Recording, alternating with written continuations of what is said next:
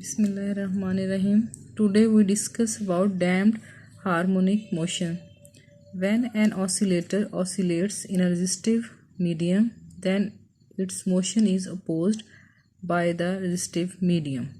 As a result, the amplitude of oscillation gradually decreases to zero. The motion of the oscillator is said to be damped by friction.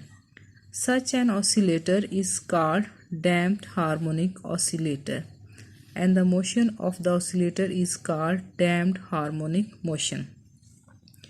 उसकी example के लिए ये देखें, diagram में एक मास m है जिसे हमने रेजिस्टिव मीडियम में रखा हुआ है. One such example of the damped harmonic oscillator is the mass attached to a spring and oscillating in a viscous medium. ये एग्जाम्पल है हमारे पास. The value of the resistive force offered by the resistive medium is proportional to the velocity of the oscillator and always opposes the motion.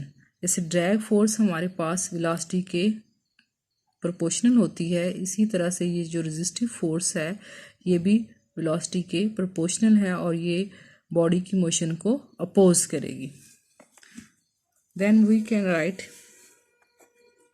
F R is proportional to minus V and resistive force equal to minus B V.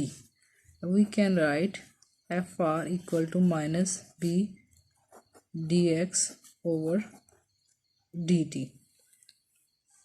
B is constant and its value depend upon the properties of the fluid such as density, shape and dimensions of the object.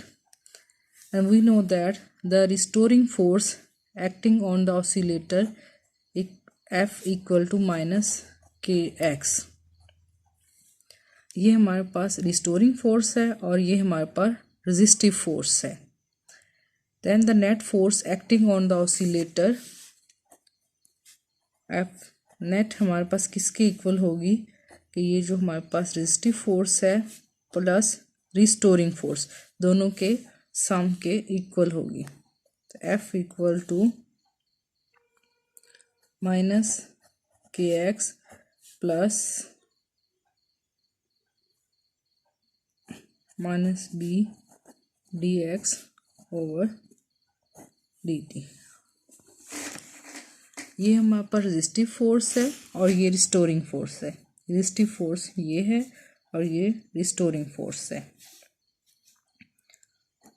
तो ये जो net force है minus K X minus B D x over D T, ये हो गई हमारे पास net force. We know that from Newton second law F equal to ma equal to m d square x over dt square. ये हमारे पास equation number 1 है और ये हमारे पास इक्वेशन नंबर 2 है. By comparing equation 1 and 2 we have m d square x over dt square equal to minus kx minus b dx over dt. अब इनको हम इक्वेशन की साइड पे ले आएंगे तो हमारे पास इस तरह से होगा कि ये इधर आके प्लस हो जाएगा K X plus B D X और D T equal to zero. अब इस पूरी इक्वेशन को हम m से डिवाइड कर देंगे.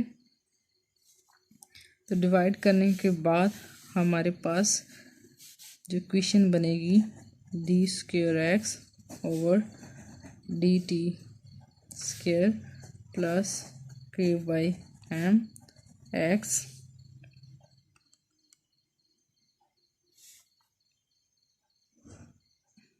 Plus b by m d x over dt equal to 0। ये इक्वेशन नंबर 3 है हमारे पास। ठीक है, this is the equation of motion of damped harmonic oscillator. अब हम इस इक्वेशन का सॉल्यूशन जो है वो फाइंड आउट करेंगे। लेट हमारे पास ये जो b बाई एम है इसको हम 2 बीटा पुट कर लेते हैं, और जो k बाई एम है ये ओमेगा नॉट स्क्वायर के इक्वल पुट करते हैं। Put b by M equal to 2 beta and k by M equal to omega naught square. इस इक्वेशन में हम ये पुट कर लेते हैं।